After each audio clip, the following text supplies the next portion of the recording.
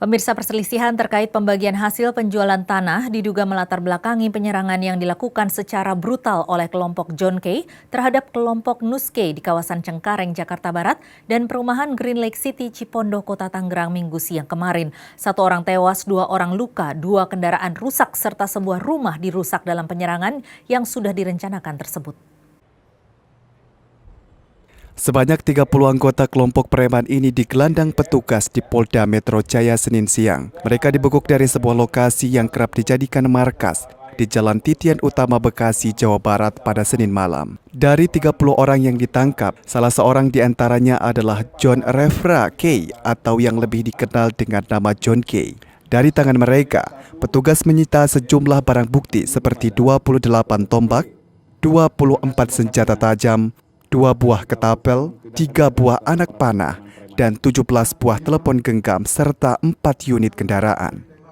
John Kay dan anak buahnya dibekuk karena terlibat dalam 2 kasus penyerangan di kawasan Cengkareng, Jakarta Barat dan perumahan Green Lake City, Cipondoh, Kota Tangerang, Minggu siang kemarin. Kapolda Metro Jaya Irjen Nana Sujana mengatakan penyerangan di 2 tempat berbeda itu dipicu oleh perselisihan pembagian hasil penjualan tanah antara John Kay dengan saudaranya Nus Kay. John Kay yang merasa tidak puas kemudian merencanakan pembunuhan dan penyerangan kepada kelompok Nus Kay. Dalam penyerangan tersebut, 1 orang anggota kelompok Nus Kay tewas dipacok di Cengkareng, Jakarta Barat. Kediaman dan kendaraan Nus Kay di perumahan Green Lake City, Cipondoh, Kota Tangerang juga dirusak oleh para pelaku. Tak hanya itu, seorang petugas keamanan perumahan terluka saat sengaja ditabrak oleh para pelaku yang berusaha melarikan diri. Seorang pengojek online bahkan mengalami luka tembak dari senjata api para pelaku.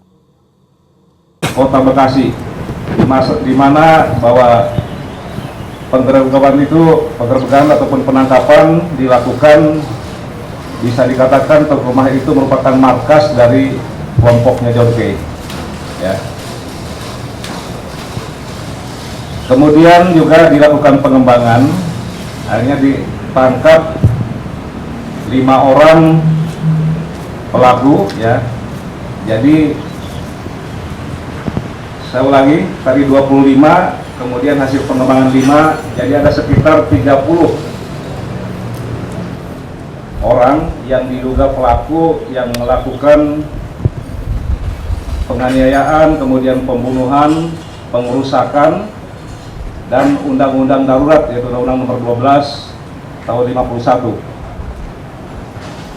Kemudian motif ini adalah sesama, sebenarnya masih bisa dikatakan mereka ini masih keluarga antara John Kay dengan Nus Kay.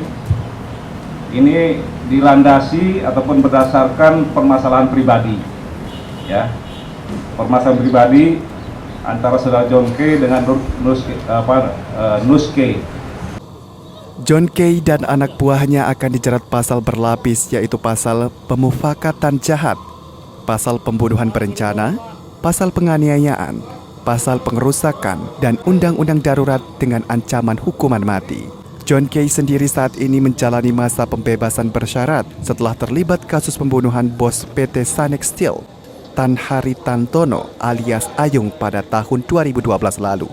Dari Jakarta, Tirta Wijaya, Nusantara TV melaporkan.